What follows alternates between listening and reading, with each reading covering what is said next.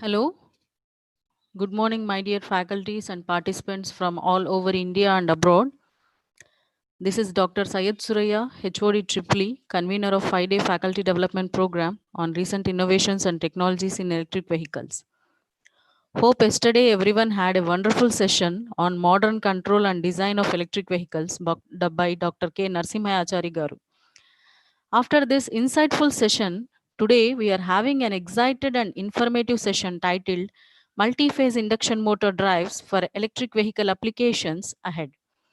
I take this opportunity to invite an intellectual awarded with IETE Bimal Bose Award, 2 times awarded with Excellence in Teaching at IIT Hyderabad, 2 times Best Paper Awardee, Associate Editor to IEEE Transaction on Industrial Electronics, Dr. K. Sivakumar Garu, Associate Professor, Electrical Engineering, Indian Institute of Technology, Hyderabad. He did his research work on multi-level inverter topologies for open and winding induction motor drives at Indian Institute of Science, Bangalore. His publications speak about his experience and his interest in research. To his credit, he has 43 international conferences and 31 international journals. He has guided 5 PhD scholars and 8 MTech students. Presently, he is supervising 4 PhD scholars and 1 MTech student.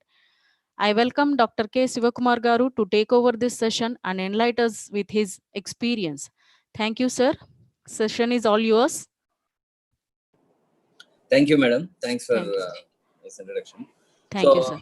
I'll be sharing a presentation and then I'll continue my talk. Is it okay?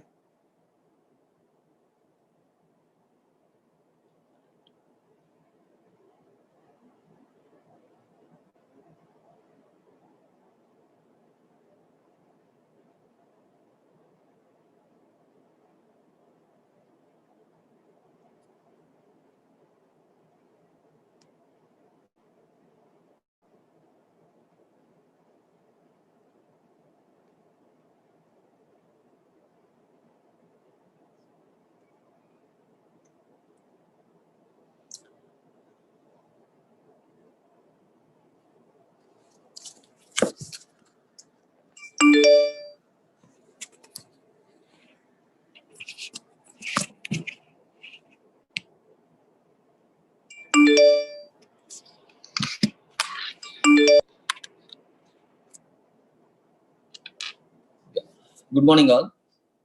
I hope you can see my presentation. I'll be talking on multi-phase induction motor drives for EV applications. Just before going to an EV applications, I know the previous speakers could have been talked on what is the required. I hope you can hear me. Hello? Yes, sir. We can hear you, sir. Yeah. Your voice is clear. Sure. I'm just checking whether my voice is clear. Yeah.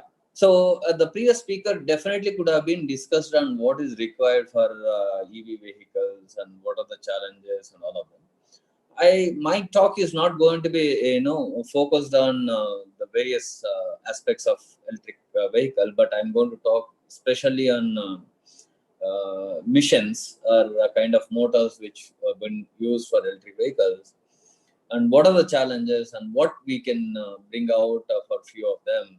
So in that perspective, I just thought of taking a special topic on multi-phase induction motor drives for EV applications.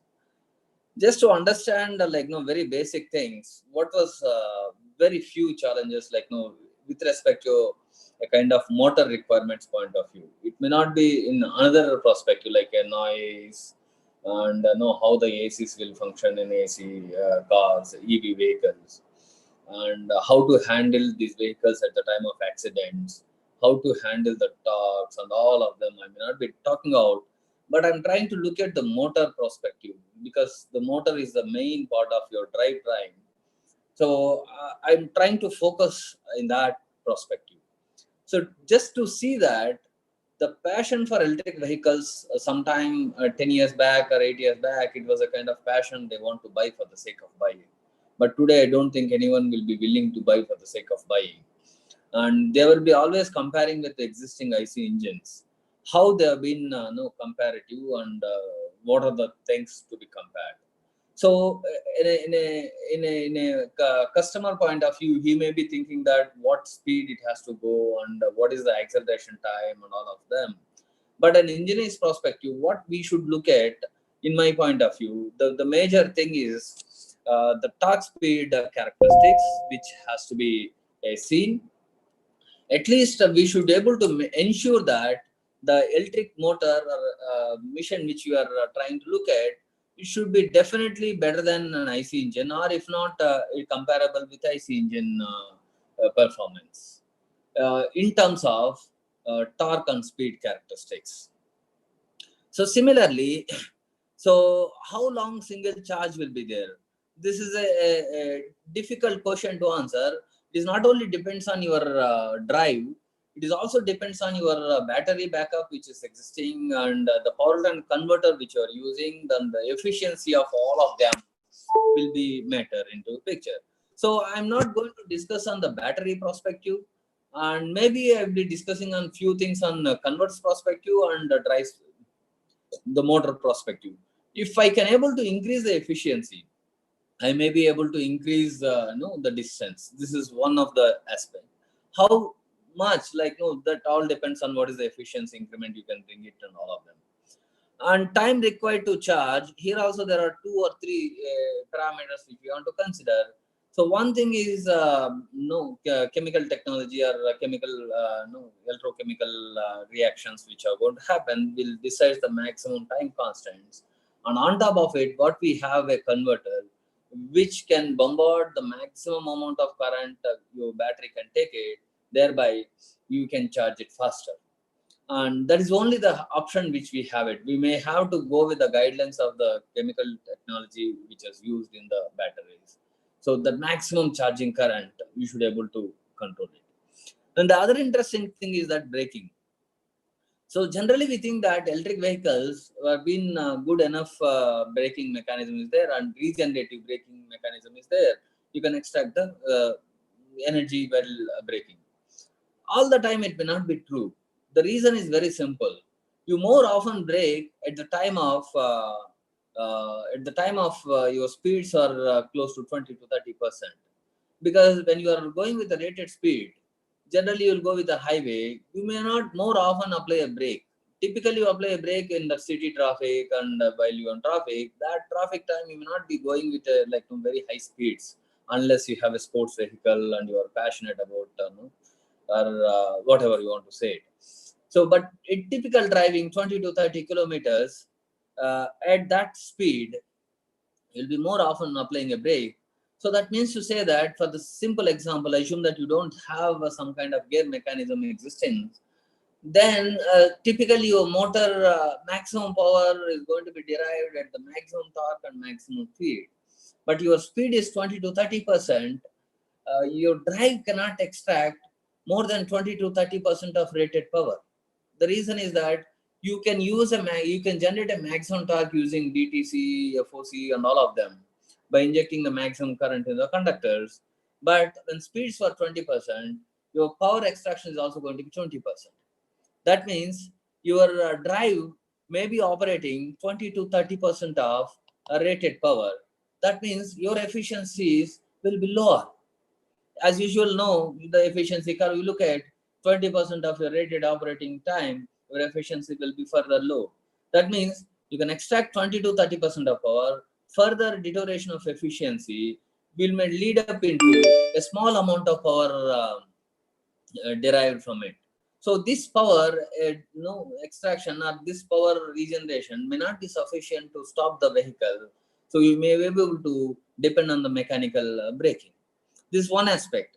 And there is another few other groups also discussing that extracting more energy is also difficult. Your batteries may not be able to handle the entire power which is coming out of the drivetrain, may not be able to store it. That is the reason people are coming with supercapacitors and all other things. So how to handle this? Just to think of it, a few of them I'm going to be discussing in this presentation. First of all, if you see why we are going out, which we are not going to be focused much, as you know that global warming, suddenly we have been woke up and saying that global warming is an issue. In a lighter sense, I'm saying, I'm not talking on any political aspects. I'm just an engineering sense, and with a sense of humor, I'm trying to keep it out. I'm not going to criticize. I'm not going to praise anything.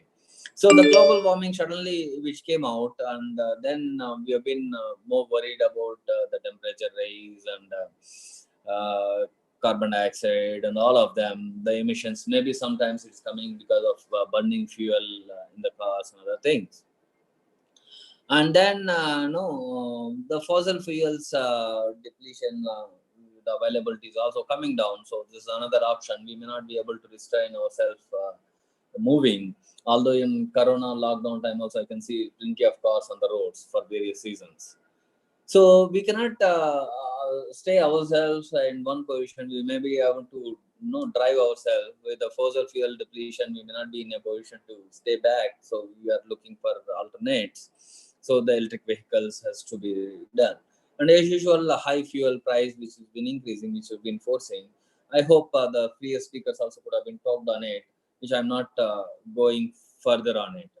So definitely, when we want the electric vehicles and alternate, what is the major thing which is required in electrical perspective? The electrical perspective, which we have to look at, enhanced range of speed and torque characteristics with the drive, and high power handling capability, which why do you want a high power? Because I don't think today people are looking at what is the engine and all of them. They are being looking at that how much time it takes to 0 to 100 kilometers drive. Some of the time, like my friends used to say me saying that I bought a vehicle which can take me 0 to 100 kilometers in around a few seconds. This is that when roads are not good, what are you going to do? But it's a passion. Like they want to look that their car can reach 100 kilometers as of we all going for a racing cars. But anyhow, this is not our business, but definitely we have to look at power handling capability. And another interesting thing is that the electric vehicle is very typical in nature. It requires two different things. It requires a high torque at the time of starting, and high speed at the time of cruising. These are the two different constraints. If you look at your electric vehicle, the power of your motion is being mechanically derived in proportion to torque and speed. The power is proportional to torque and speed, and of course is a product itself. So what has happened at the time of starting, you require a high torque and speeds were very low. At the time of running, you require a high speeds, but the torque requirement may not be that high, because the torque requirement is only a kind of to break or to meet the friction on your wheels, to the ground contact, and your bearing frictions and air friction on your vehicle. And some other frictions has to be handled. Thereby, your torque requirement will be less. But at the time of acceleration, you have to give energy for the inertia also, because if your acceleration is or your vehicle is increasing its speed, the kinetic energy has to be of mv square. If mass is high, the energy also has to be high. That has to come from your drivetrain. So that means to say that you may have to generate more torque at the time of starting. It is not only to overcome the friction, it is also has to give energy to store in the inertia, thereby it can pick up the speeds. So if I want to increase the speed faster, so you should be able to give more energy to the inertia also. So if I want to do that, you require at the time of starting high torque and speeds at high speeds at the when low torque requirement. When you try to product this far distinct torque and speed, then your motor rating is going to be like hugely increased, which may not be always unacceptable. Thereby, they'll be getting a gear mechanism and all of them, which was there in mechanical system also, which we thought of it, why can't we avoid in the electrical machines? That also we'll be discussing in due course of time. And another thing is that high reliability and robustness, like it has to be high reliable, which we are proposing a drivetrain. It should not be a kind of shutting down every day. You are not expected to do that. Then people may not be very interested to do that. It should be highly reliable. It has to be highly reliable. Even if something fails, the customer need not to know that immediately. It has to be drive to all the way to a kind of indicating a warning. You should be able to drive all the way to service center. That kind of robustness should be existing. And of course, We can give all of them, but the cost should not be high. So it is always possible. If you put infinite money, you can get infinite resources, but it is not that easy all the time. You have to accommodate everything with an acceptable cost. With minimal cost, you should be able to bring it. And volume of the machine is also very important, because you are not expected to change the shape of car and all of them, because aesthetics plays major role when customer buying a car. You cannot ask that my vehicle, my motor is something bigger. You give me a kind of annexer to a car. My motor comes behind your car, and it comes as an annexer. So which is not going to be accepted. You should be able to accommodate in a very small place, which people may not be giving an importance. Although we know that the drivetrain is the major important thing, but even then it has to be squeezed out into a small place. Thereby you get a more space, more leg room, and more seating space, and all of them. Which I'm not denying it, but when you try to accommodate in a small place, there are plenty of challenges will come out, because your size of your your size of mission is coming down. Then what will happen? The heating problems are going to be more. For example, when I've been discussing with one of my friend in another project, they've been told that aircraft engines. So I don't know the exact model number of aircraft, but in some of the aircrafts which were carrying around 300 passengers, so they says that both the engines which has been placed below the wings, if you have been looked at, which generally gives around 40 megawatt of thrust, both the engines put together. But if you look at both the engines, each engine is 20 megawatt.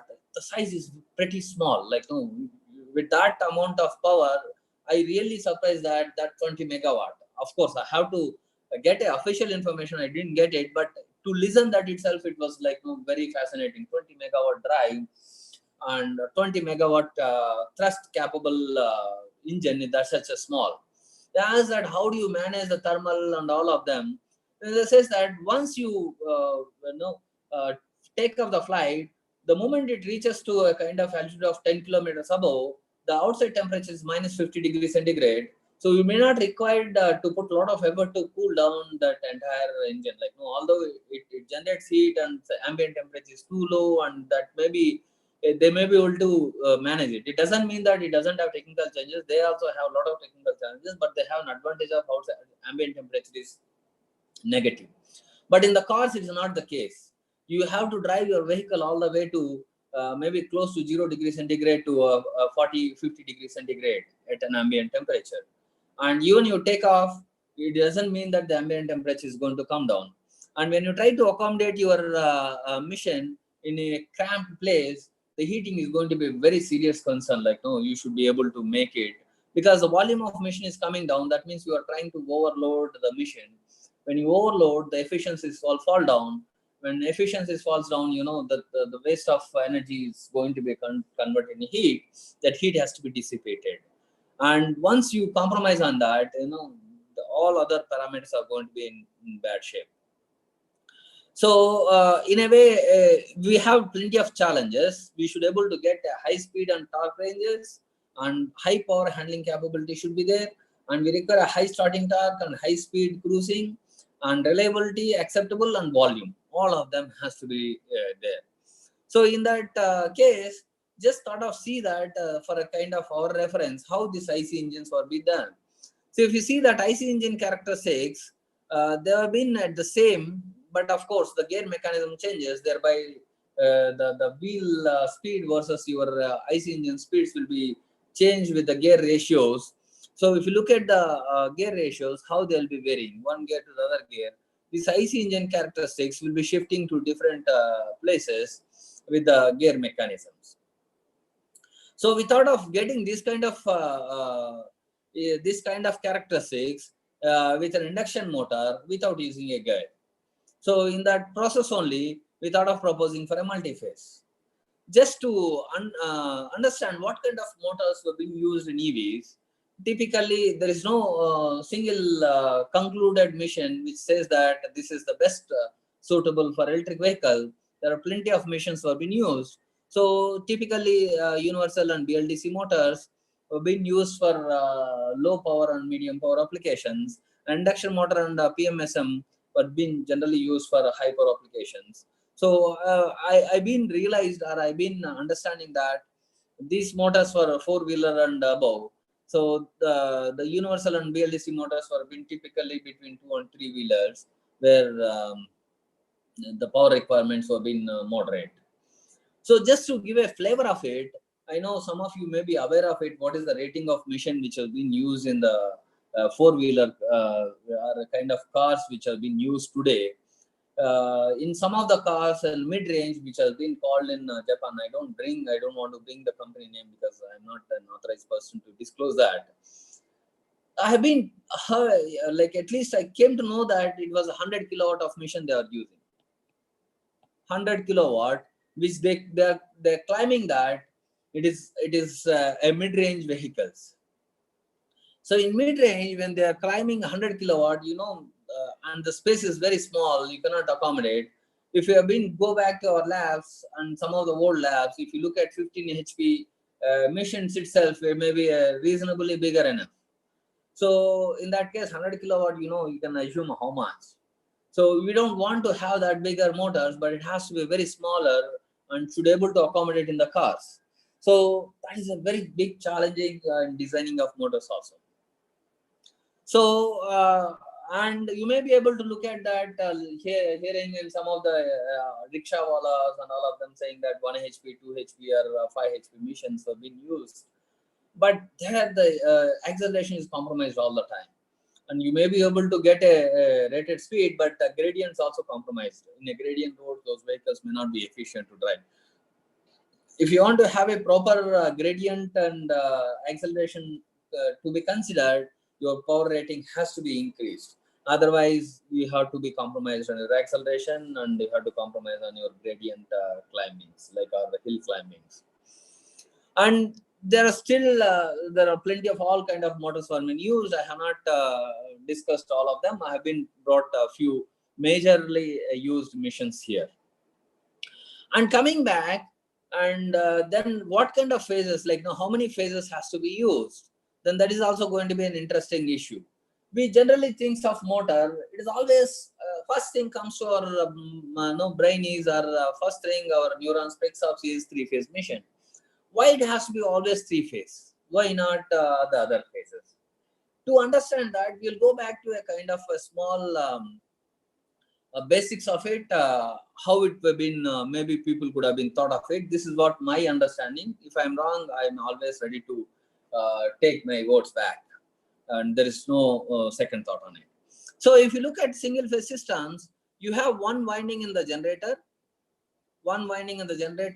and you have one load terminal. These two are being connected. So which looks very simple. In the power systems perspective, you require two conductors to carry the power, and both the conductors has to be a kind of same rating has to be existent. So then they thought of, why should I go for a single phase? We can increase something else. Similarly, if I comes to a motor's perspective, if I have a motor with a single phase, you may not able to generate a rotating magnetic field in the area. You may not able to generate a rotating magnetic,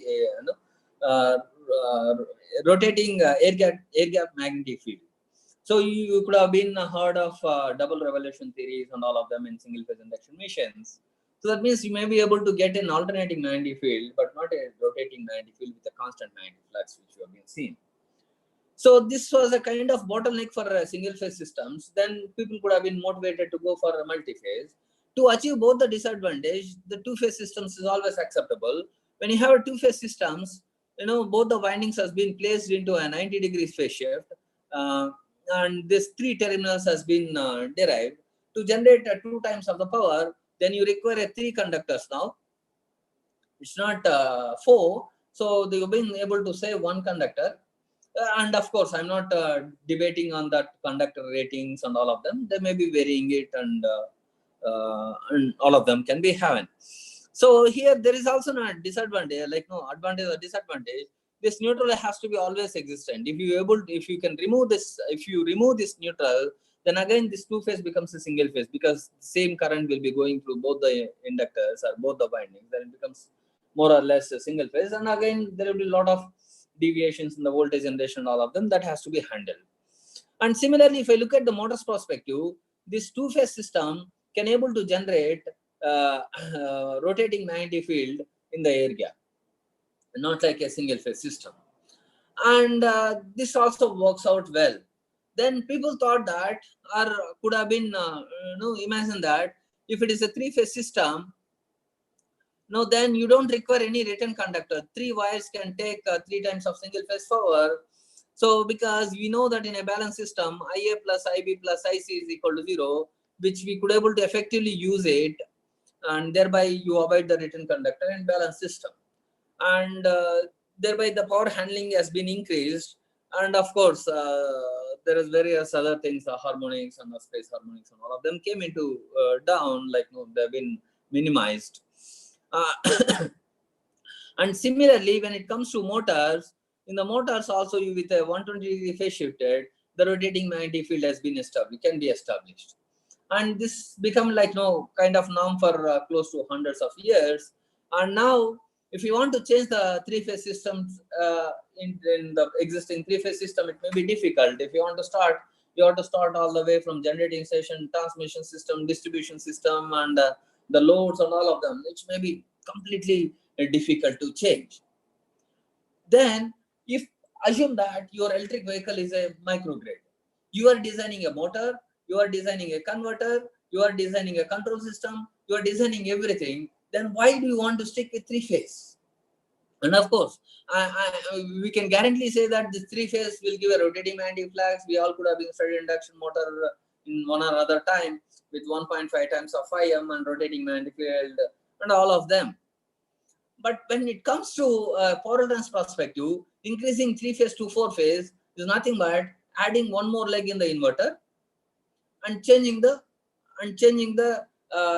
reference signals and compare those reference signals with your modulating waveform and generate a pulses. And of course, there may be control complexity will be added that has to be handled. And once that is the case, then why can't we go for a multi-phase? This is one simple question. The advantage of multi-phase is the fault tolerance will be increasing. For the sake of understanding, assume that in a two-phase system, if one of the phase got failed, then two-phase becomes single phase, you may not be able to generate a starting torque in some of the machines. You may be able to get in a very, with a different control mechanisms. I'm talking about very generic way. And your power rating drastically falls down to 50%. You can look at one of the winding has gone out, the power handling capability will be coming down to 50%. And then when it comes to three-phase, you may be able to handle it, even one-phase failure. If the two phases you can do it, then typically we call it as open delta. It's not on the star. In delta conditions, open delta, you may be able to do it. But your power restoration is around 57%, if I'm not wrong. Please correct me. I've been done a long time back. I never thought that I'm going to bring that. I didn't refresh that. Around 57% power handling can be done. But here also, the starting torque will be very, very less. You may not be able to start your machine. Of course, if it is running condition failure happened, it may be able to continue to run. But at the time of starting, it will be very difficult to generate a starting torque with this. That means to say that when the number of phases are increasing, even one phase failure can lead to higher power handling capability.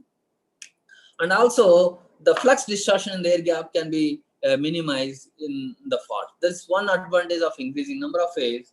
The other advantage is the space harmonics, which we never generally discuss this, space harmonics.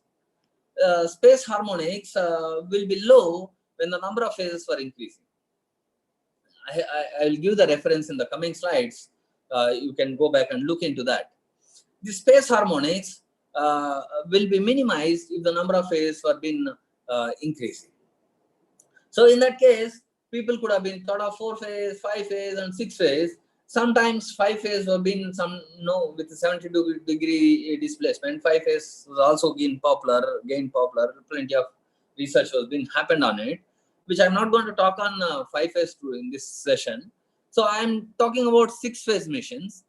So in the 6-phase missions, there are several ways can be, no, not several ways. There are two ways can be connected these 6-phase missions. One is all the windings has been displaced with a 60 degrees. So this is going to be 60 degrees and it's going to be 60 degrees. This is one way of symmetrical 6-phase systems. The other way of representing is one winding to other winding is one direction is 30 and the other direction is 90 degrees. So, and of course, somehow it was not being comfortable in writing on pad. There's a reason it has been deviated. I hope you could able to understand. And if not, I'm trying to redraw it. So one is going to be 30 degrees, and from here to here it is going to be 90 degrees. Please assume that it's 90 degrees, although it doesn't look like. If you want to really look, it has to be shifted this bit of this way. So in this occasion, this is also kind of unsymmetrical 6-phase. So these two models has been could able to generate a 6-phase, whereas typically if I take this 60-degree displacement, you are going to get another winding with 180 degrees. More or less, they were like a 3-phase system with a center tap.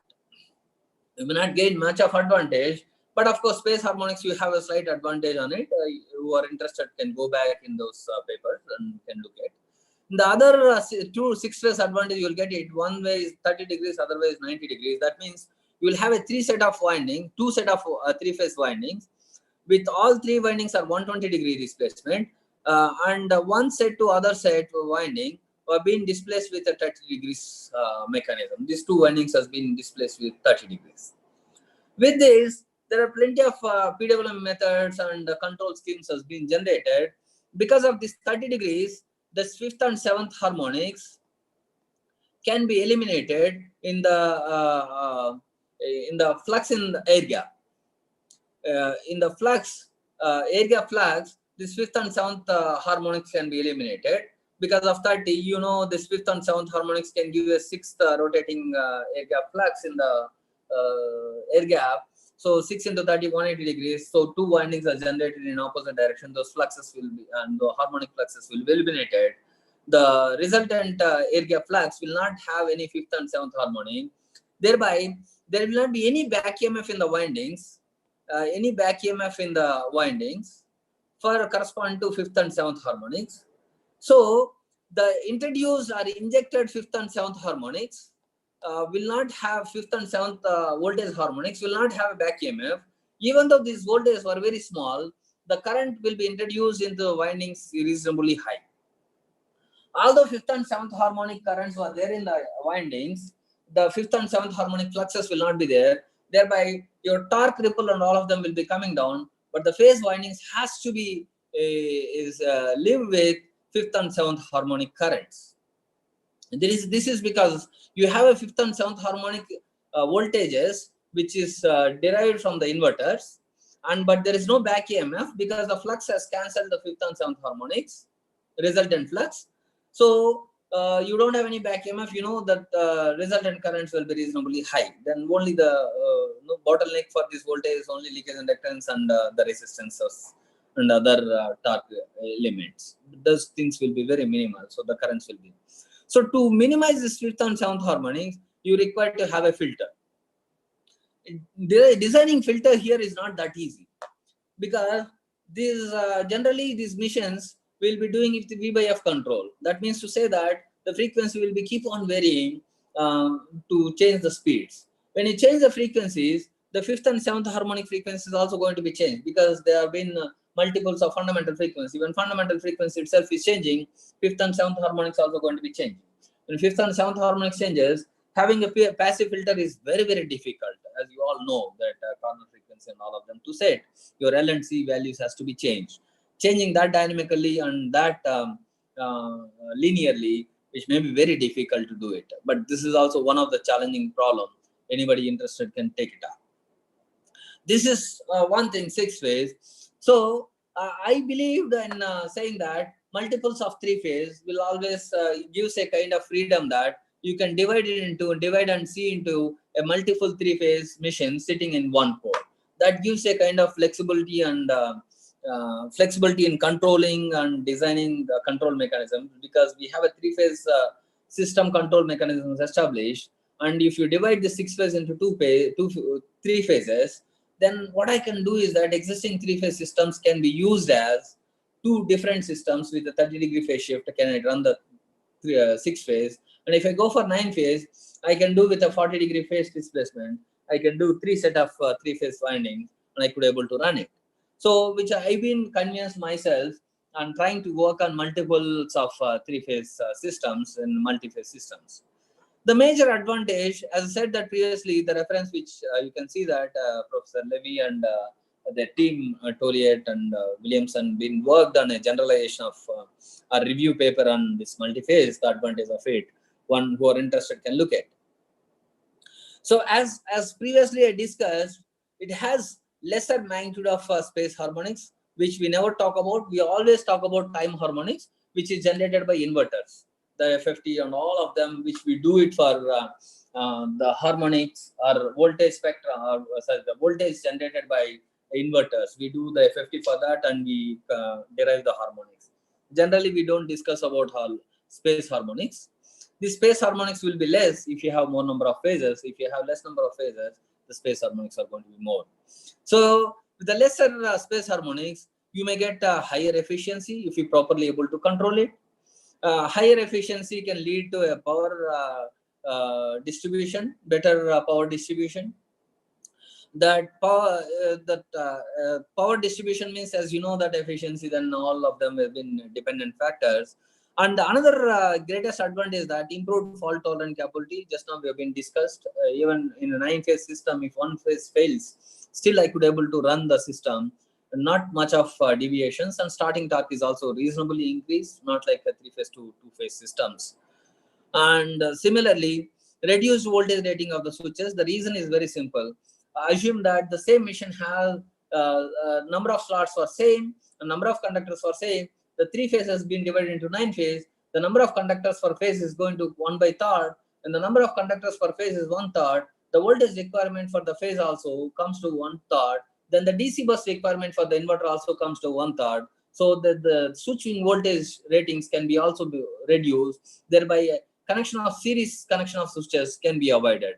So the low rating voltage switchings can be used because we always know that the low voltage rating switches technology has been matured enough, and availability is also going to be very high. And this is also one of the advantage. And torque enhancement by harmonic injection, which I'm not going to talk much on it. This is also going to be a unique chapter. Many people are working on it, and who are interested can look into it. In my talk, I'm not going to be discuss on that. And this multi-phase missions has been spreading over to all applications people are trying to consider, and we don't know when it's going to be a kind of full-fledged, but we all as researchers, we can aspire that multi-phase missions can go into a kind of limelight soon. And of course, it is there. Many other applications has been used. So then we have been saying that electric vehicle may be an advantage to use a multi-phase mission instead of a conventional 3-phase missions. And of course, whatever possible way it can be. And definitely when you go for a multi-phase, we may have come up with new challenges of fault and converters for multi-phase missions. As sometime back I told that 3-phase to 4-phase is only adding one leg. If that is the case, if I go for a 15-phase, the solution may not be good to have 15 legs. Can do some optimization, come up with a new topologies where with minimum legs can drive the 15-phase. This is one of the challenges. As some people have been proposed that 3-phase can be fed with 2 inverter legs and 2 capacitors. Some of you could have been seen it. That topology typically used in the fault conditions. One of the inverter failure they've been using it. Similarly, can be optimized when the number of phases were going on. This is one of the greatest challenge which anybody can look into it. I thought of putting some challenges before going to my my work in my lab, like what have been done. Then the control schemes for these multi-phase missions. As you said that increasing legs is not only sufficient, the controlling schemes has to be done. As you know that majority of all of us seen that vector control or DTC and all mechanisms has been well established for 3-phase systems, and it has to be take it forward for 5 phase or 9 phase. It's not like multiplying with 3 or multiplying with 2.5 or whatever. It has to go with a lot of parameters. And the sensing parameters should not be increased dramatically. If I say that 3 phase, we typically go with 2 current sensors, and third one will be derived if it is a balanced system. It should not be the case. If I 9 phase, I should go for a 9 current sensors and 9 voltage sensors and all of them.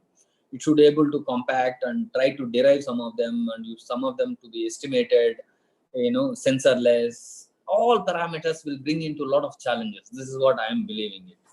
As you know, if you have a 3-phase system and 9-phase system, that the challenges will be multiplied. There are plenty of options to be done.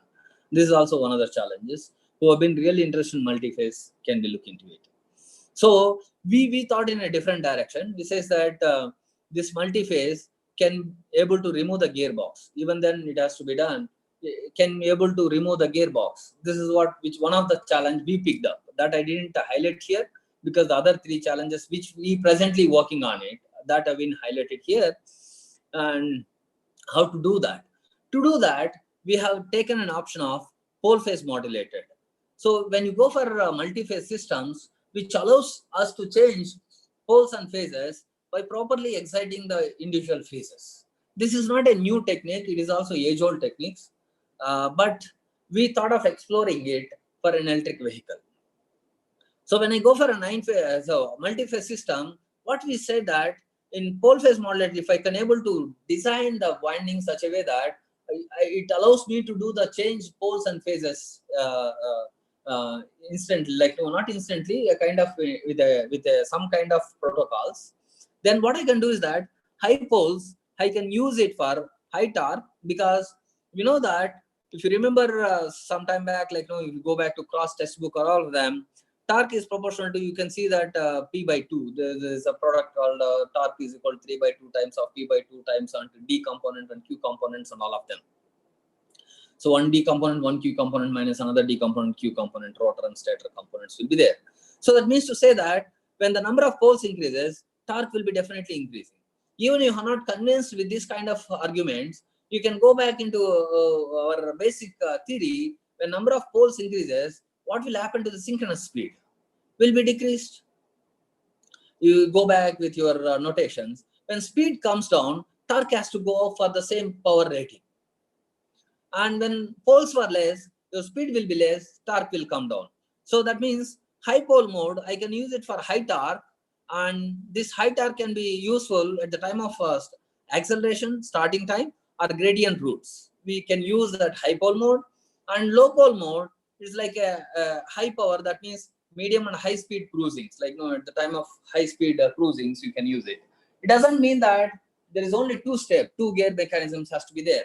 You can have intermediate stages also, like just deriving it like high and low. In between, you can bring whatever the pole combinations can be done. Just to narrate that, as I'm trying to just compare with an induction motor drive with an IC engine to get a pole phase combinations. This is not accurate, but we have done one of this experiment. Yes. So we have been say that this is typically possible if I have if I have 45 phase mission. If I have 45 phase mission, so I can make 3 phase 30 pole and 5 phase 18 pole, 9 phase 10 pole, 15 phase 6 pole, and 45 phase 2 pole. That means I can get a 5 combinations of poles and 5 combinations of phases that I could able to definitely match with the existing IC engine. Of course, in between speeds, you have to go with V by F control and all of them, which may not be that easy as I am showing it here. It requires some kind of efforts to be taken at the time of changing over from one pole combination to the other pole combination, and in between how they will be going on, how to operate that, and changing from 3 phase to 5 phase, the entire mechanism changes, how to adapt either direct torque or vector control or whatever mechanism, because you cannot operate in open loop, because you are trying to do with a electric vehicle, you require some kind of speed control and all of them. In a closed loop mechanisms, how to change these 2 systems into 3 phase to a 5 phase system, and how you are going to handling with the energies associated with leakage inductance, all of them will be challenging, and we are working on it in some of the occasions. So So the advantage here is that you could able to get assume that 45 phase 2-pole system. There is a torque rated, something like rated torque is being generated. That means to say that if I have a 30-pole and 3-phase system, I can generate 15 times higher than the rated torque when it is operated as a 2-pole machine. So when the torques almost no, you can able to match with the IC engine. The ratios may not be exact one and the same. The ratios may be changing it, but you could able to derive that. So in this occasion, you see an interesting story. You can see a dotted line here in the. You can see this dotted line. You can see this dotted line, which is a power line, which indicates if your torque and speeds were increasing. So assume that your torque you can maintain the rated, but when speeds were increasing, your power are also going to be increasing. That means your rated power of emission can be given at the rated speed and rated torque. So this is what I'm saying it sometime back. If you want to apply a brake at lower speeds, you may not be able to extract the rated power. You may be able to extract 20 to 30% of power, which may not be sufficient to break your the braking power may not be sufficient to stop your vehicle. You have to be dependent on mechanical system, mechanical braking and all of them. So in case of pole phase modulation, as the torque is 15 times higher, you can see that even at the lower speed, something like a 15 times lesser than the rated speed, you could able to get a rated power. That means to say that even from 1/15th of your rated speed onwards, you could able to generate or you can extract the rated power even at the time of regeneration. And of course, you have to play with your pole phase combinations. So that means to say that I may be able to increase a braking mechanism in a better way. That means to say that I can reduce the stress on the mechanical braking and I can extract maximum power. And of course, you should able to look at the storing mechanisms and all of them. Thereby, your efficiency can be increased. That recovered power can be used again for driving vehicle. So your the distance may be increased. This is one of the major advantage, because few people will be arguing saying that why should I go with a pole phase and get a more torque? I always can overload the machine and for a shorter period. So thereby I go with a higher torque by overloading the machine. Once I get that acceleration, I can come back to a safe operating points. I can drive it for longer time because the acceleration time is generally very less time. So, but if you go with that kind of mechanism, regeneration may not be possible. If you want to regenerate more power, if you go for overloading of your machine, your efficiencies will fall down and you may not be able to regenerate it. So here what we are advocating from our lab is that instead of going for a 3-phase, you go for a multi-phase. Anyhow, instead of going for a 3-phase system and having a higher voltages, you bring it down the lower voltages and more number of phases. Once you have more number of phases, more number of legs will be there, inverter legs, and controlling is not going to be so complicated today because we have very advanced DSP processors. And once you're able to do that, beyond controlling the power handling capability and all of them, you can change the pole phase also. How to do that will come into the next slide. So how it has been done in a 9-phase system, we have taken a 36 slot machine. For better understanding, you can go back to this paper, which has been published some time back. You can, okay, the complete reference, I'm sorry, for some reason, complete reference didn't pop up here. Maybe in a hurry, I have been pasted like that. You can Google that. So in 36 slots, you know that if I want to have one winding, typically it starts with the first slot, and then it will be 10th slot, and going to be 19, and then if I'm not wrong, you can correct me if at all. Then it goes to 28. So 9 slots will be phase shifted for return conductor to the forwarding conductor, and this is way it is going to be established. Now you see, this current is carrying in one direction of current, and this current is carrying in opposite direction current. You use an Ampere law or a Farad law or any laws which have been used. So the flux in this surrounded by conductor and the flux surrounded by this conductor in opposite direction. That means if it is a north pole, this is going to be south pole, and if it is a south pole, it's going to be north pole. It's kind of two different poles are going to be established. This is what which is going to happen. So indirectly, if I want to say that the conductors which are placed in within this zone, all conductors will carrying the same current. The magnitude of the current may be different, but the current direction should be the same. And similarly, other conductors, other 9 slots should have the current in opposite direction. The magnitudes of individual currents may be individual conductors, magnitude of currents in individual conductors may be varying, but the direction has to be same. Then there will be north and south poles will be there. So here the philosophy is very simple. Just for the sake of zoomed version, I have taken it. So I have taken like 3 windings here, like winding number 1, 2, and 3. 3 windings have been taken. You can see that I'm trying to make sure that the current directions in these 3 windings in the same. You may call it as A, B, C, X, Y, Z, or whatever the phases you are going to call it as. But generally we can say that A minus B and C, because minus B means the current direction we assume that negative. But if you see pictorially, all these 3 conductors should have the same current direction. Then it forms a one pole. When these 3 conductors are in one direction, the other 3 current directions will be in opposite direction. That forms another pole.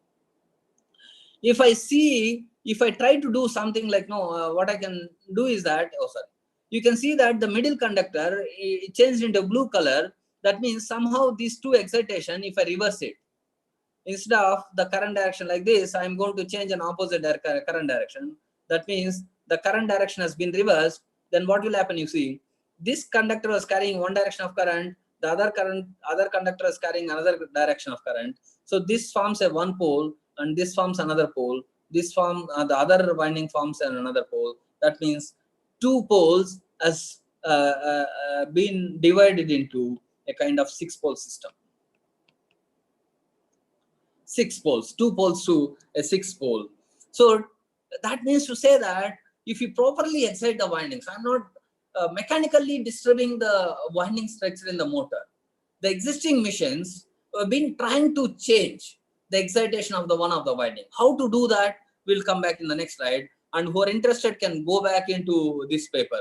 This was interesting. There was an existing generalization also we could able to modify a small thing. It is very, very, very small thing, but at least it has been detailedly discussed how this generalization has been done, how to change the number of poles and phases.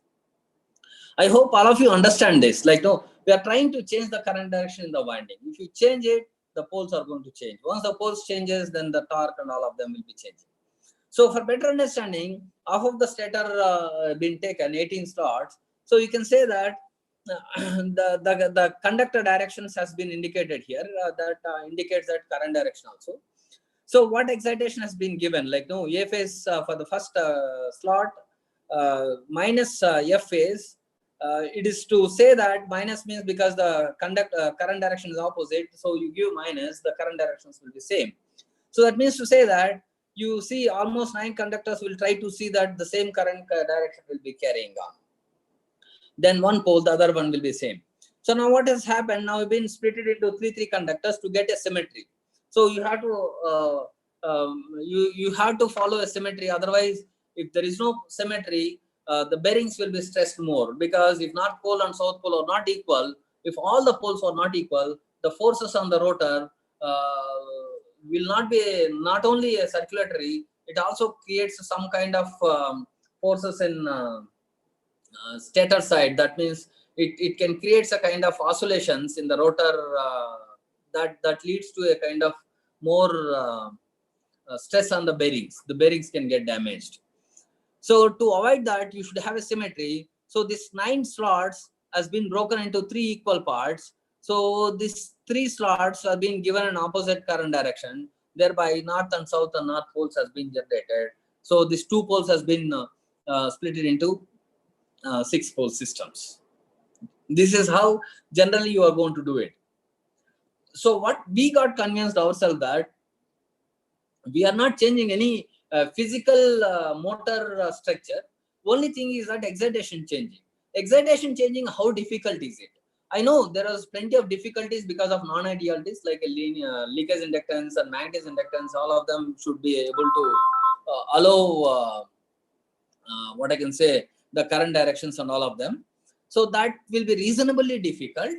But if you can able to overcome that, changing current direction or excitation changing is not going to be difficult, because changing the reference of individual legs automatically going to be easy to do that. The leg reference voltage can be done, and some kind of control strategies can be done. What I'm saying that it's not impossible, you can do it, even sometimes online. So this is how it is going to be happening.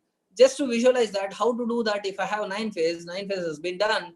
So now only the excitation, how you are going to do A phase and B phase and C phases. To give a better understanding that, we have been tabulated like this.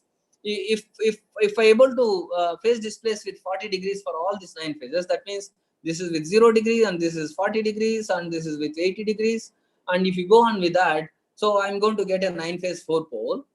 And the other way is that if I can able to say that the 0 and 120, 0 and 120 and 240, and again 0 and 120 and 240, and 0 and 120 and 240, if you can able to excite, then it is going to be a kind of 3-phase system.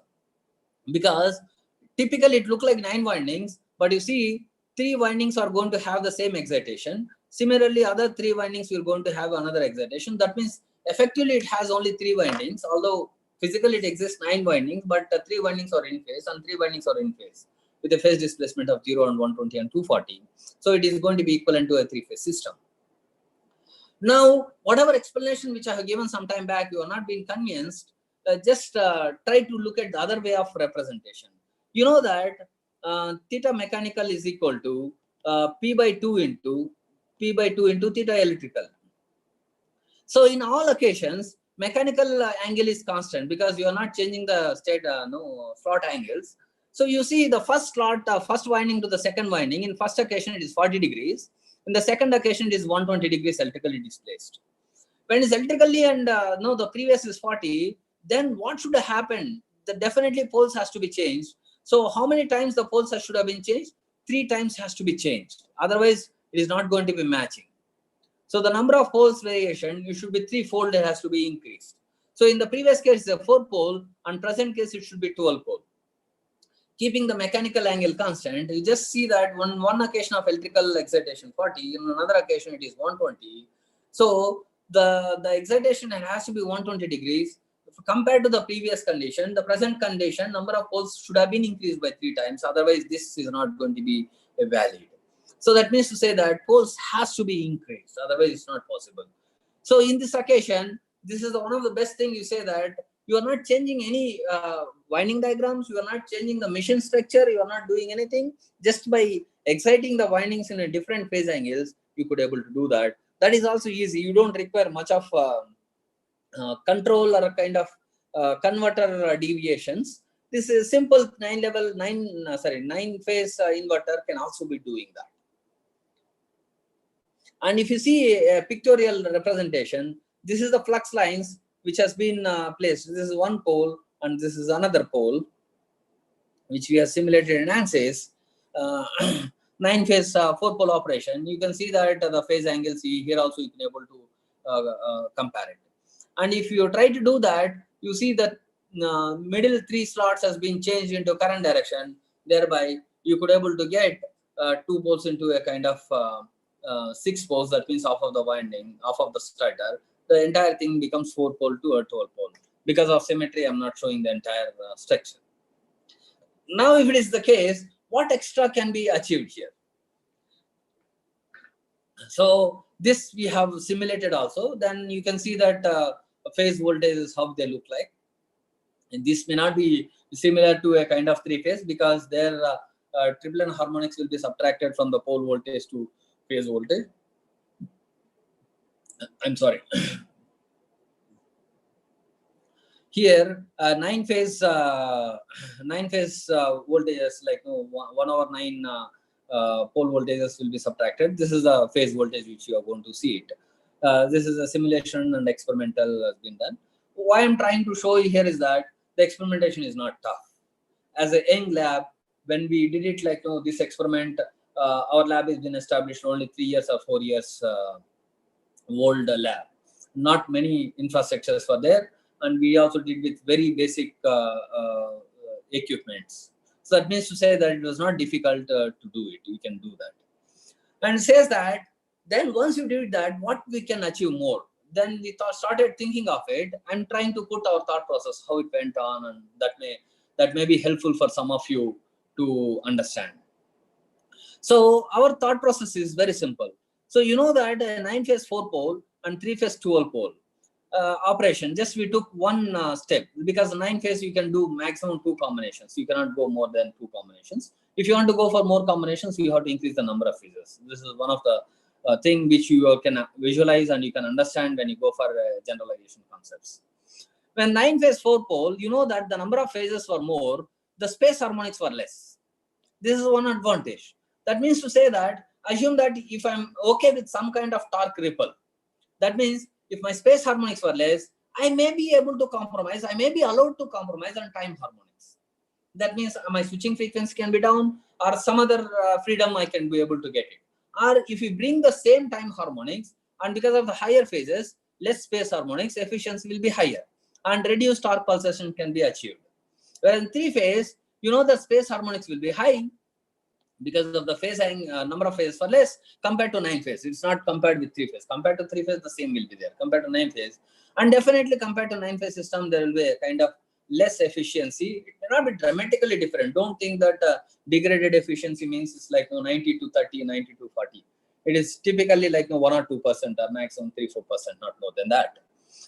So that itself is a reasonably high for us when you go for a higher power ratings. So here, and also beyond efficiency, high torque pulsations. Torque pulsation is also going to be high. So to avoid that, we thought of bringing a kind of mechanism, because you know that here less space harmonics, I'm ready to compromise on something on time harmonics, but here I should be able to reduce the harmonics, time harmonics less. I'm sorry, my handwriting was very bad because of uncomfortable way of writing here. Like, no, I'm not been still used to writing on a tablet and trying to learn. I'm sorry, but I'm trying to spell out. The time harmonics should be minimized. If I can able to minimize, I could be able to increase the efficiency. And this is one of the major challenges we thought of it. Then we have been thinking that in a 3-phase, if you can visualize, there are 3 windings required, same set of same fundamental voltage. So that means to say that in 3-phase, 3 windings, you require the same fundamental voltage, and harmonics need not to be the same. So taking that advantage, you know the carrier phase shift will not affect your fundamental voltage. Carrier phase shift, that means triangle phase shift, will not affect the fundamental voltage. You can go back. But of course, you have to take care of MF should be greater than 21 and all of them. Professor Nedmohan textbook takes care of it. Rashid textbooks can take care of it. Any basic power electronic textbooks takes care of it. So once your modulating frequency, frequency modulation is more than 21 and higher frequency times, the phase shift of triangle will not affect the fundamental. And of course, even low also it will not affect, but switchings and all of them, they'll be worried about it. That I'm not going to do it. I'm thinking that reasonably high switching frequency, phase shift of triangles will not affect the fundamental. But what I can say that, I'm sorry, I somehow missed it out because continuous 1 hour marathon making me to fumble. But harmonics definitely affect, because when triangles are phase shifted, your harmonics may not be, fundamental may not be affected, but harmonics will be shifted. The advantage of 3 phases has been connected in the same core. That means the resultant space harmonics may be eliminated these harmonics. So in a way, we took an advantage of that. So we have created a phase shift of 60 degrees for the triangle and 120 degrees and 0 degrees. 0 degrees means 1 triangle and 3 sine waves. But here we said that 60-degree phase shift we have been created. That means, 3 windings require the same fundamental. That means only 1 sine wave is being used, but 3 triangles has been used. So where 3 triangles are being phase shifted with a 60 degrees, that means the first triangle and this sine wave is being compared for the phase winding 1, and the second triangle and the sine wave is compared and generated a pulses for the phase winding 2, and third triangle and sine wave is compared to the phase winding 3. And of course, tomorrow's speaker, Dr. Pratap, also may be talking on it. If not, he is the one has been discussed beyond 60 and 120 and all of them. He also worked on it. So this 120 and all of them will give some kind of advantage, because all these 3 windings are sitting on the same core, and they are producing same fundamental, but the harmonics has been phase shifted, and those harmonics have been in area flux has been cancelled. For that also there is some kind of generalization equations for there. You can go back and look into it. This is not a new concept, but we brought it down here. Then you see with the triangle phase shift only 60 degrees, you can see you are able to get a multi-level structure. You don't expect that this voltage will be appeared on the individual phase windings. The individual phase windings may be similar to the previous, but these 3 windings were in phase. Electrically, if you see that, mechanically they may be displaced in a different locations, but electrically they are in phase. That means to say that I can add all these 3, which is going to cause a resultant air gap flux. So which is going to be a kind of similar to multi-level structure. And this is a simulation and experimentation also we did it, and that gives a kind of harmonics less. So in a way, say that in 9-phase, space harmonics are less. So you go for a 2-level inverter kind of structure. You don't do any modifications, just go with it. In a 3-phase system, yes, space harmonics were less. You try to create a triangle phase shift in the phases and all of them. Thereby, you could able to generate a multi-level structure where their harmonics were less. Individual phase harmonics may be similar to normal in the previous condition, but a resultant harmonics were being less. That has been also proven with the space harmonics. Of course, for various modulation index, simulation and experiment results has been broadcasted. You may not be have a great thing. If we could have been connecting 1-to-1, we could have been discussed more on it. But with the time constraint and technology constraints, we will not be able to take the questions as of now. We'll take at the last. So you can see this harmonics also going to be shifted to far away, and they will also be minimized.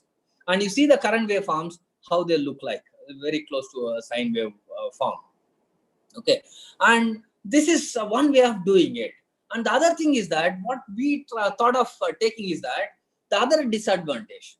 We says that space vector, the space vector modulation allows 15% increment in the linear modulation. That enabled many of us to write many papers, and many of us could have got our own PhD degrees, and many of them still working on that 15% to explore. But what is the disadvantage? I say that 3-phase disadvantage is taken care with the triangle phase shift, but in 9-phase we don't have an option of triangle phase shifts and all of them. So, and also in a 9-phase system, if you look at 9-phase 4-pole systems, that means lower number of poles, higher number of phases will be used for maximum time, because when you are driving for longer time duration, longer distance, you will be driving at higher speeds. That means you are going with lower poles and higher phases. So this is the time at higher phases you require a more linear modulation region, so to increase the speed. That is one of the greatest thing which you have to take care. But if you go for a 9-phase space vector in a conventional way, you can see that a sine wave is this and 9-phase is this. So that means to say that the incremental in the linear modulation is not going to be too high. This is only 1.5% you are going to gain. Whereas in 3-phase system, you are going to get a 15% linear modulation gain.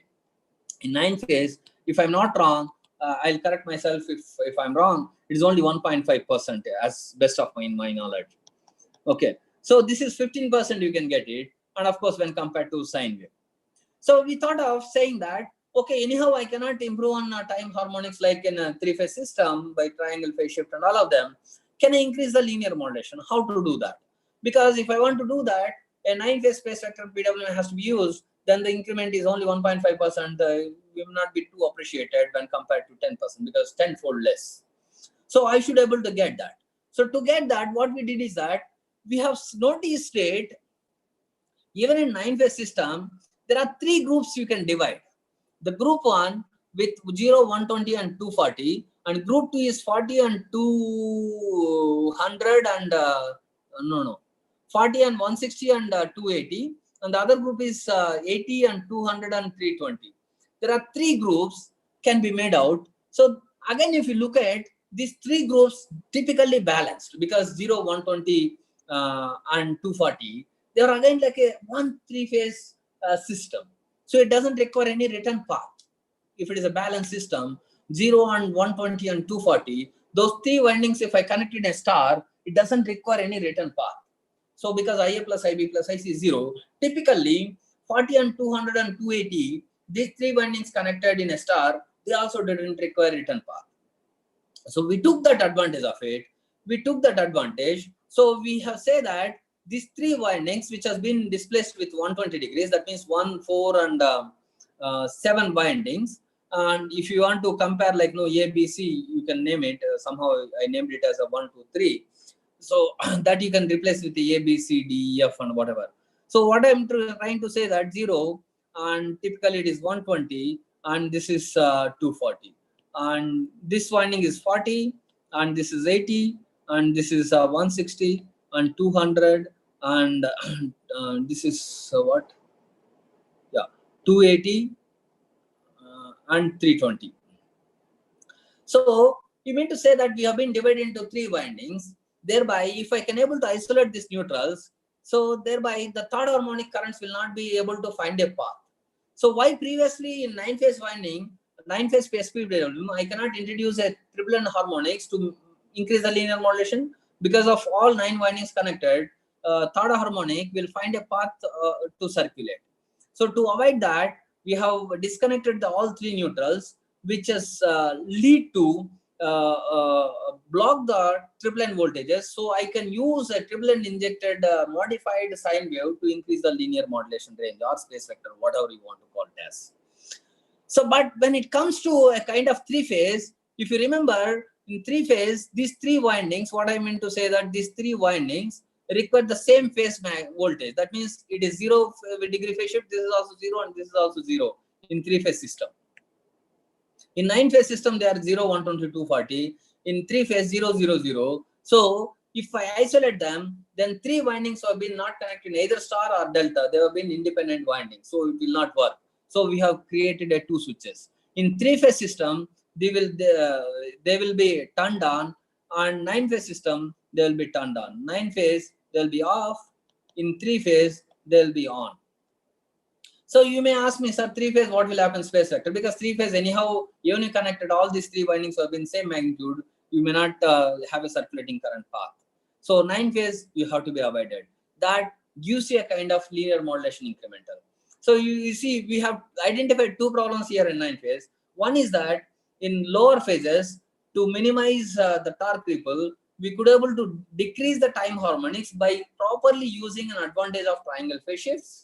And 9-phase system, to increase the linear modulation higher, so we have used an advantage of identical not identical sets, like we say that 120-degree phase shifted windings, and use that into groups, and we could able to increase the linear modulation. And once that is done, then everything is simple, like you compare sine and triangle and all of them. So it is to give a kind of feel how the isolation of windings will be working out. Without isolation, you see that's the current waveform which you are going to see. There is a simulation and experimental. Both of them are kind of very synchronizing. So, but you see with an isolation how it has been transformed, these current waveforms. So this, you can see that this is a triple N harmonic injected, and that finds a path that will be circulating. Once you avoid the path for that, you can see this current waveforms how they will be looking.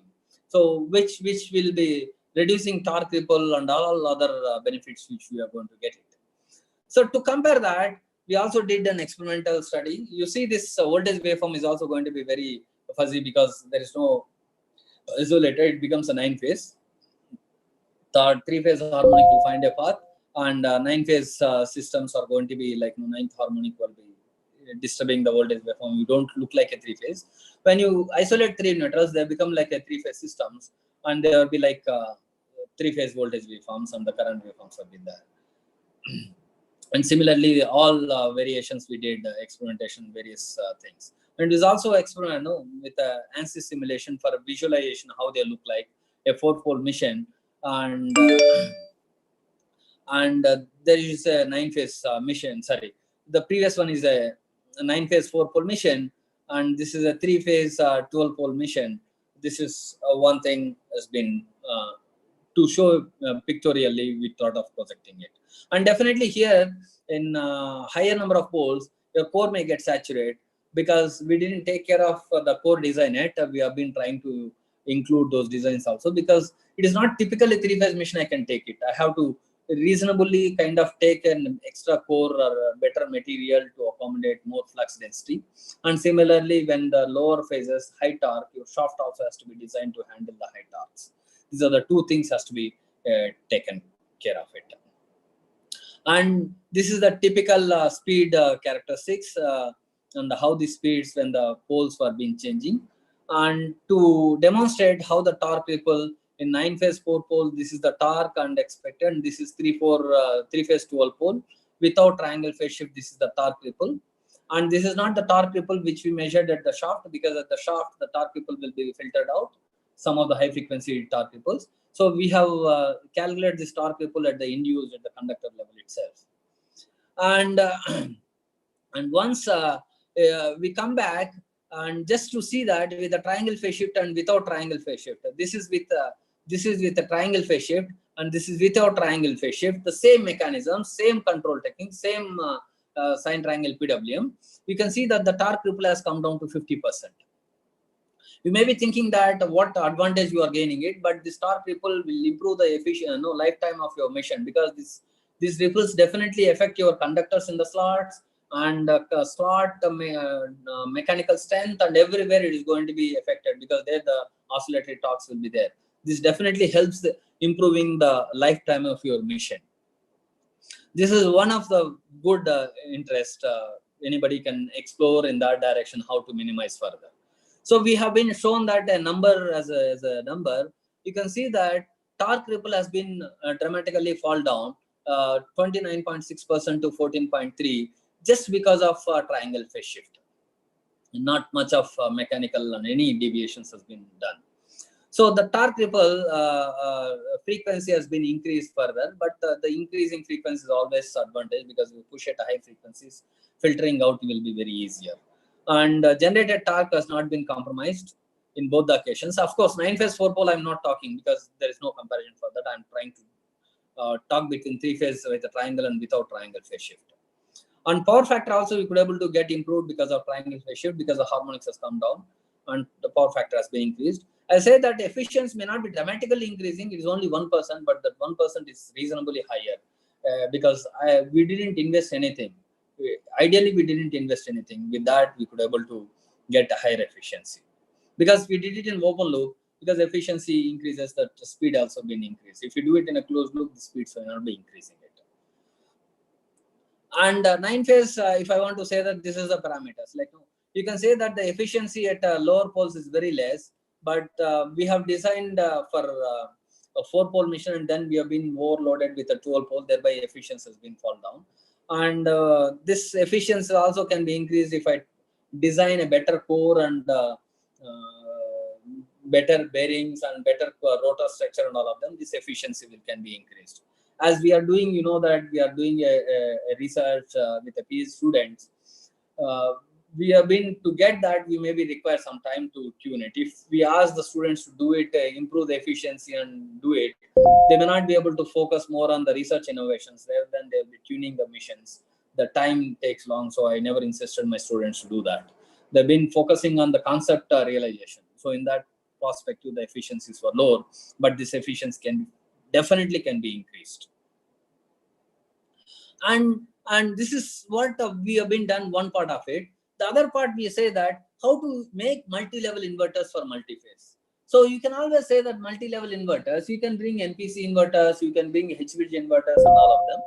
But there should be some kind of optimization has to be done, and there should be some philosophy has to be given for multi-level inverters.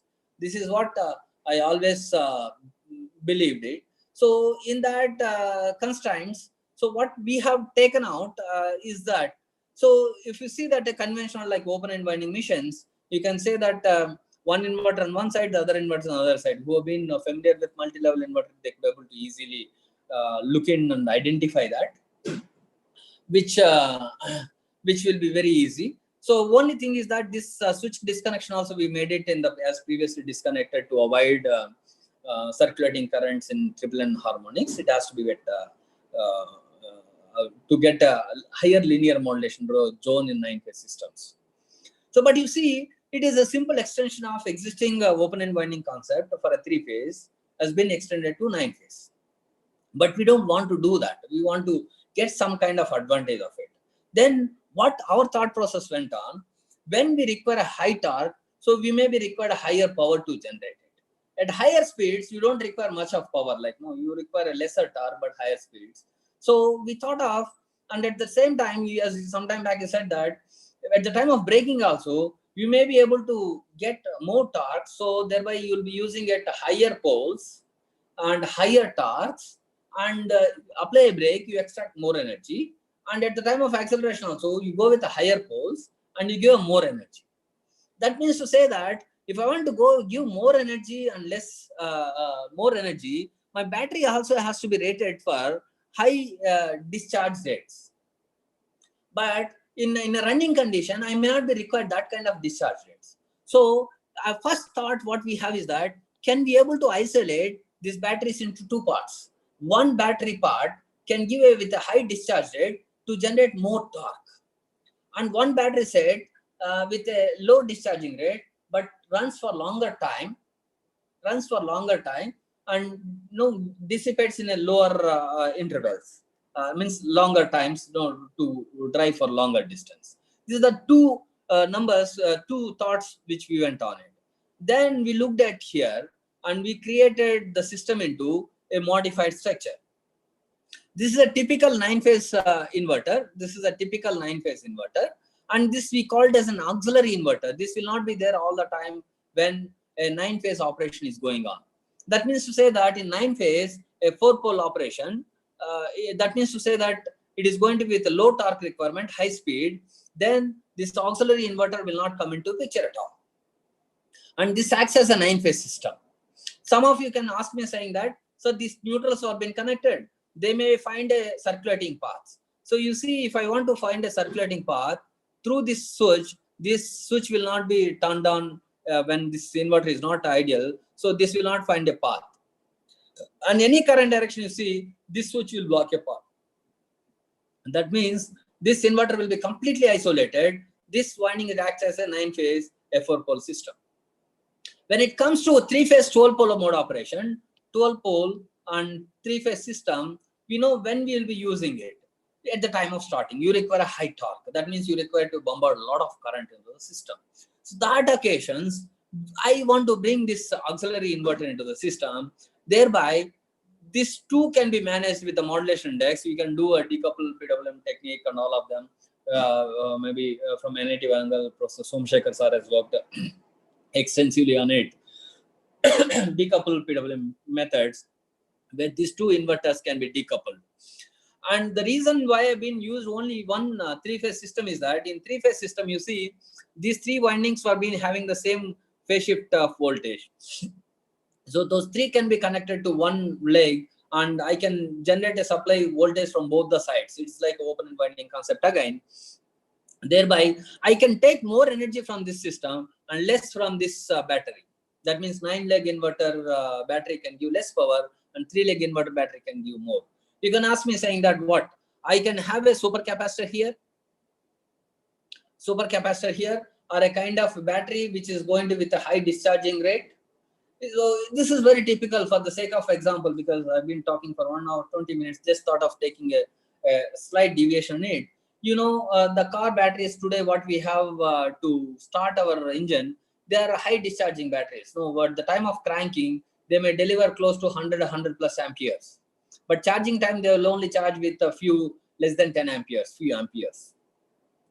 And whereas our UPS batteries charges very faster, but discharges at slower rate. So that means to say that the batteries also will have a different varieties, and that describes what is their cost and all of them.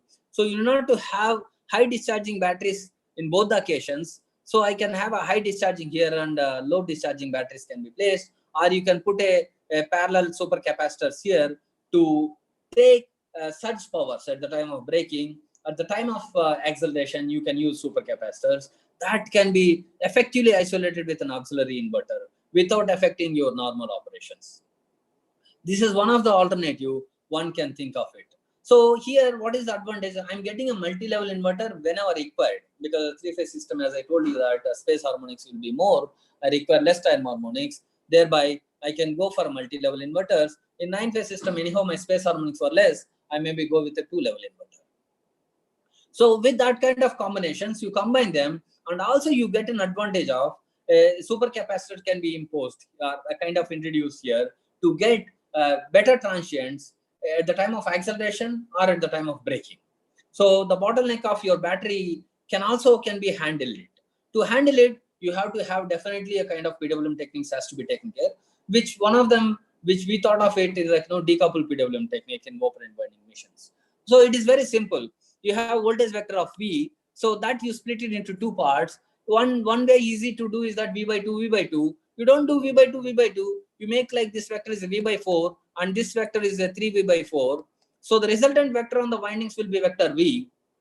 But as the current is also same for both the inverters, this vector is magnitude more, then this inverter will be giving more power and this inverter will be giving less power. That can be handled. And who are interested can go back and search with the open and winding decoupled PWM technique. There's a lot of automation problems have been there. Even my lab is working on it, and whoever come first, they can publish it. So this is also very interesting problem in my point of view. So this is all how to increase multi-level. What I'm trying to point here to all of you is that increasing multi-level means is not adding a switches. We should have some philosophy on it. So you should be able to address some kind of advantages and bringing multi-level. It's not like adding a 2-level to 3-level, increasing in efficiency, increasing in harmonics. That is already done. Maybe people may not be in a position to appreciate it. Bringing that multi-level with a purpose, something like here. So at the time of acceleration, I want a multi-level inverter and should be able to address a kind of high energy density. Both can be able to address with an auxiliary inverter. This is one of the advantage. And the advantage here is that the gearbox mechanism can be removed. Although I've been talked only 2 speeds here, 2 speed ratios. You can able to think of higher number of phases. You can able to definitely bring more number of phases, which we also propose 45 phase system. But increasing phase is also going to be difficult. Somewhere you have to break up. I hope sometime like later something is going to happen where the breaking of pole phase combinations can be very generalized. Pole combinations and phase combinations can be decoupled. So when you remove that gear mechanisms and mechanical components minimization, less maintenance and higher efficiency can be achieved. And as you know that even with a mechanical gear, when single phase, the efficiencies, first gear, the efficiencies were very less. So but the efficiencies were reasonably higher. And regenerative braking can be done. As we discussed, the power density or power extraction can be high even with very lower speeds. And this may not be advocated for two-wheeler. This is advocated for four-wheeler and above, because there you require a higher power. As I say that why I'm thinking of all these things, because people are thinking of 100 kilowatt for the mid-range. That means high range, how much of power they may be thinking. At that time, there may not be requirement to go for a three-phase system itself. You may go for a higher number of phases. It may be PMSM and induction machine. So for induction machine, it is very easy to do that. So we could able to do it. But PMSM, it may be very difficult to change the pole, because there will be always permanent magnets inside the system. To change those magnet poles is always a challenging issue. Somewhere someone has to take a look on it. Maybe we're also working on it. How to bring that to PMSM and other missions is also challenging. And this is one of the great challenges people can think of it. And how we have been doing, this is the winding 3-phase mission. We have been made into a 9-phase winding. You can see there are plenty of slots. Many people criticize when it comes to lab. It looked like motor is not visible compared to the connectors. But of course, these all can be minimized when you go for the proper industrial prototype. This is a very laboratory prototype.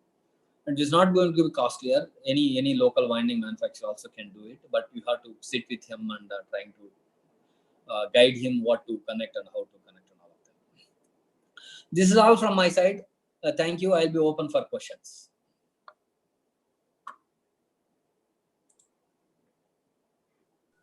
Thank you, sir. As participants, I request you to post your queries in the live chat box in YouTube, and your queries shall be answered by Sivakumar sir.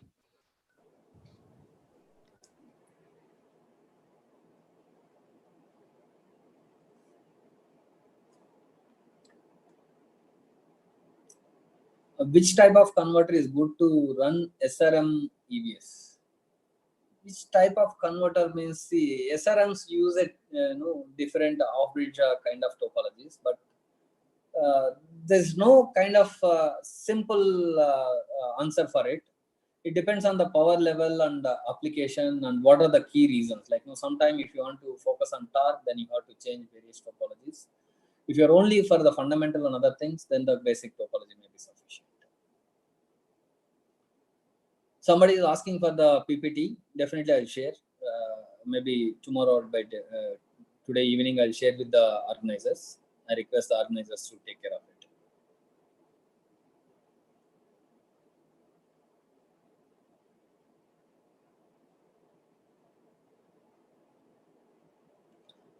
So I never some questions saying that why regeneration is not possible for two-wheelers. I never said that two generation is not possible for two-wheelers. Two-wheelers is also possible.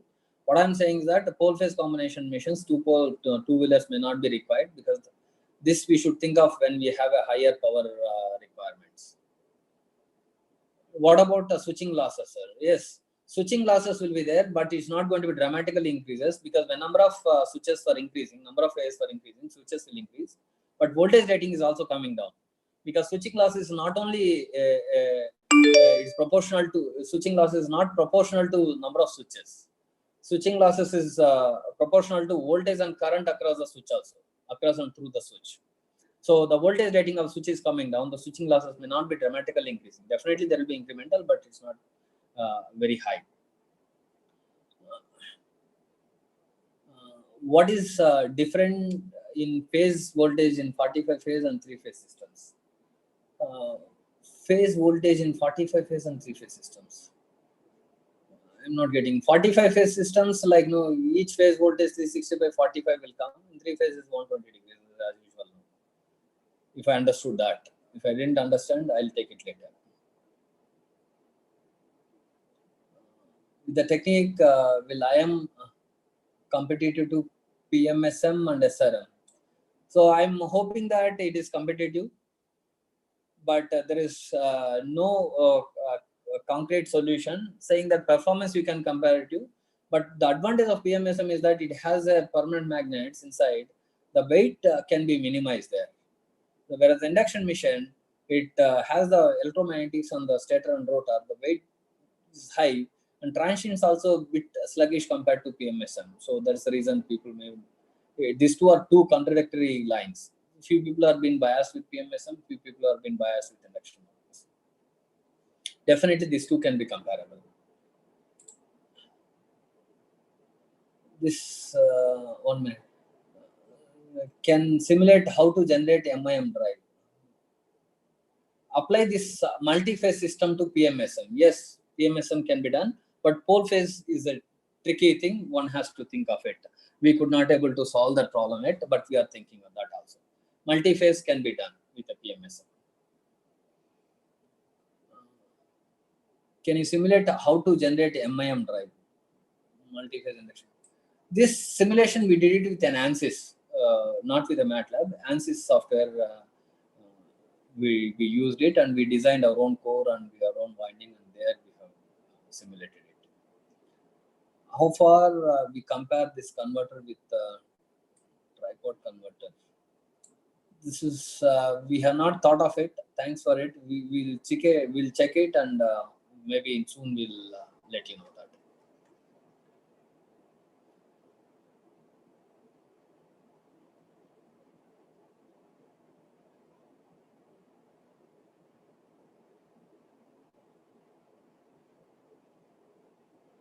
Which type of material multi-phase induction machines? The laminated cores only we used. As I said that we have used the existing 3-phase machine, not modified. We are working on that material. We are using a copper rotor also.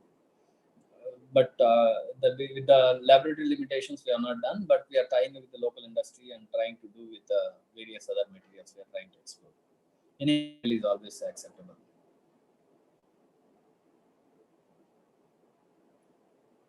Any questions if I'm missing, because some of them have been shooting up? Which simulation tool you used for? As I told some time back, ANSYS Maxwell we have been used it.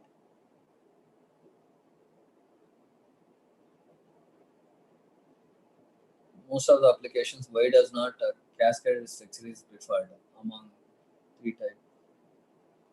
No, cascaded structure can be used, but only with the cascaded structure you require multiple voltage sources. If you could able to get multiple voltage sources, cascaded structure is one of the best thing. So only if you can able to generate more number of voltage sources, cascaded structures have been following. If you cannot do it, then that is a problem. How to define the efficiency of EVM vehicle when compared to conventional IC engine with respect to multi-phase system? See, it is very tricky. IC engines, we are not been tested in my lab. We have been taken with the existing literature. IC engine efficiencies has been taken. But these two comparing is also difficult, because in IC engine, you will be comparing with the fuel injection and output power. Whereas here, an electrical power itself you will be comparing. This is very difficult to do it. If I want to compare these two, ideally, if I am right, I should consider my generating station also into picture. Then only the efficiencies can be compared. Because your IC engine itself is a kind of generator and then doing all of them. So if electrical vehicle itself compare, my efficiency looks higher. But burning of fuel and generating electrical efficiency, that combined efficiency also to be considered to compare that. So we will not be taking care of that. Hub motor is better than SRM. Maybe in some applications, yes, but some applications may not be. Typically, 2 volts hub motors have been popular. Which control technique best suitable for control multi-phase inverters? So we have been thinking of vector control, but any control is possible. But there is nothing to say that like best suitable for multi-phase. It's nothing like this is best. Everything is depends on the application. What is the difference in phase voltage in case of 40 phase and 3-phase system? See, in 45 phase system and 3-phase system, they all slots are same. If I assume that the slots were same, the number of conductors were same. In 3-phase to 45 phase, each phase will have a 15 times lesser than the conductors compared to 3-phase. So the voltage will come down by 15 times compared to 3-phase system. And of course, you have the winding factors and all of them that can be taken care of.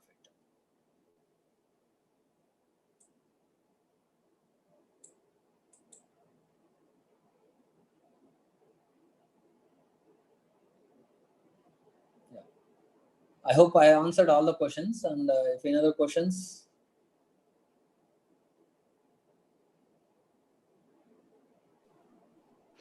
Thank you, sir. Yeah. Thank you, madam. Thank you, sir. I hope the question answers will be more. So that is the reason I kept it for 1.5 hours. I hope it has been converged. I hope it is okay. Yes, sir. Yeah, sure. Good morning to everyone present here. I hope you all had a very informative session. On behalf of the Department of Electrical and Electronics Engineering, Gates Institute of Technology, and the participants, I, Syed Suraya, HOD of EEE, deem it a great honor and privilege to thank the speaker, Dr. Sivakumar Garu, for all the valuable information and research ideas he shared with us this present time. Thank you, sir. Thank you so much. And I thank all the participants who have given their valuable time to attend the session. Thank you. Thank you, everyone. Thank you, sir. Thank you, madam. Thank you. We'll end the session, sir. Thank you. Sure, madam. Thank you.